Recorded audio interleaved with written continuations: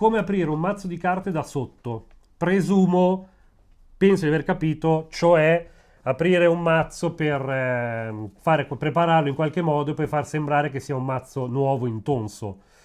Ciao ragazzi e benvenuti alle domande di marzo. L'altra domanda è: che lavori si trovano di Fechner?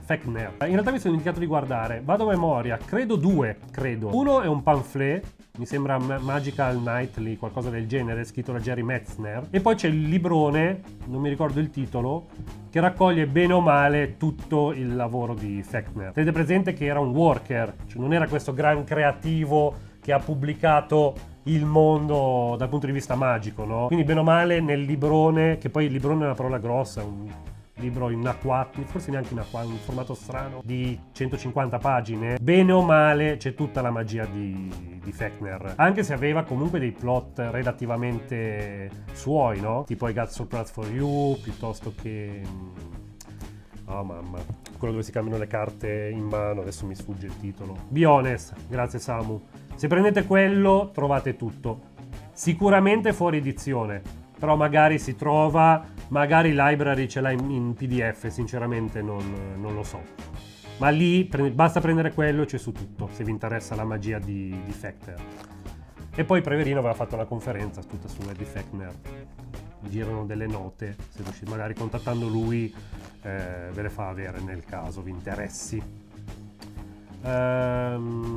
Allora salto un secondo la domanda sull'Imber, perché è quella un po' più lunga, e vado a come aprire un mazzo di carte da sotto.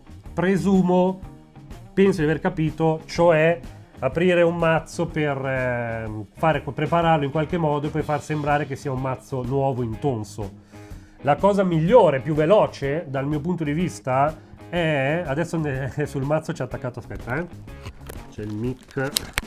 Allora, per me la cosa migliore, non l'ho mai provata, quindi prendetela con le pinze, è con la meta da barba, aprire il lembo sotto, perché il problema è sempre chiudere, non aprire. Aprire il lembo sotto di plastica, volendo la togliete, e il problema di toglierla è che ovviamente sopra è chiuso, quindi diventa un po' più complesso. La cosa più veloce è la meta da barba, tagliare il lato corto del lembo di plastica in modo che diventi un flap. A questo punto sotto l'astuccio è incollato, quindi scollare il flap sotto e adesso il mazzo esce. Fate quello che dovete fare, rimettete il mazzo dentro. Se avete difficoltà a mettere il mazzo dentro perché è un po' è giusto, perché comunque ci sono le carte appunti, i jolly e via dicendo, un buon modo è prendere il mazzo e dal centro fare una sorta di V, in questo modo, spero che si veda in camera. Io faccio una sorta di V e inizio mettendo dentro queste parti, no? Che faranno da guide, perché le posso schiacciare, quindi anche se il mazzo è molto stretto loro comunque entrano, e poi man mano lo risquadro, ok? Dopodiché colla, qualunque colla va bene ovviamente, quella per la carta, per il cartoncino, riattacco il flap di cartone e poi suggeriscono, ripeto, non ho mai provato, un buon metodo per risaldare la plastica è il ferro da stiro.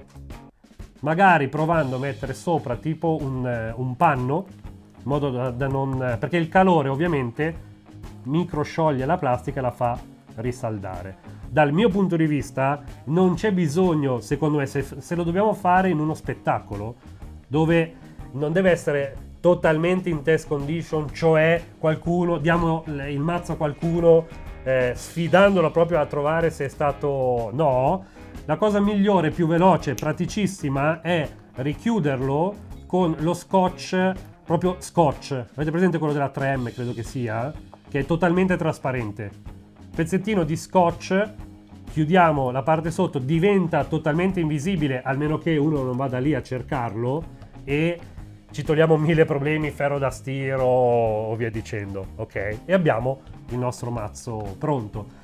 Vendono, almeno una volta le vendevano, non so se le vendono ancora, perché non è una cosa che mi interessa, vendono le etichette. Quindi un altro modo potrebbe essere aprire la plastica da sopra togliere l'etichetta, quindi aprire il mazzo normalmente, fare quello che dobbiamo fare, richiuderlo e poi appunto vendono le etichette, rimetterci l'etichetta. In realtà, se avete un minimo di pazienza e provate un secondo, vi renderete conto che andando piano potete tranquillamente togliere l'etichetta che ha l'astuccio e poi rimettergliela. Ovvio, non sarà molto probabilmente totalmente stirata come prima, ma si ritorna al discorso di prima. Chi va a controllare? La cosa interessante poi ovviamente, senza dirlo, è sottolineare il fatto che sia chiuso. Quindi tra il togliere la plastica, tra volutamente rompere poi l'etichetta, quindi stiamo facendo vedere che è una cosa chiusa anche se l'abbiamo aperta, già quello dal mio punto di vista, dal punto di vista dell'esibizione magica, basta e avanza per dare la sensazione che il mazzo è totalmente nuovo. Questa è la mia opinione, poi ognuno sapete che si può fare col ferro da stiro. Dicono, mai provato in vita mia. Cioè sulla carta è anche relativamente logico che la plastica col calore si rifonda, però non so se farà danni o meno. Non mi assumo la responsabilità. Ok? Domande? Tenete presente l'unica cosa, io sto parlando dei mazzi, degli astucci più usati da noi maghi, le bicycle piuttosto che. Esistono degli astucci, magari le carte quelle un po' più da collezione, che potrebbero essere assemblati in modo diverso. Quindi magari il famoso flap, la famosa apertura non è sotto e di lato. Però lì ogni singolo brand potrebbe avere una cosa diversa, quella non lo so neanche io, sinceramente. Le Bicycle, le Phoenix, le Tellio, diciamo tutte quelle belle o male della US Playing Card hanno il flap sotto. Ok? Chiaro per tutti? Niente? Poi un'altra è: mi dai una mano con il Le Paul Spread Pass? Non so chi ha fatto la domanda, in che senso?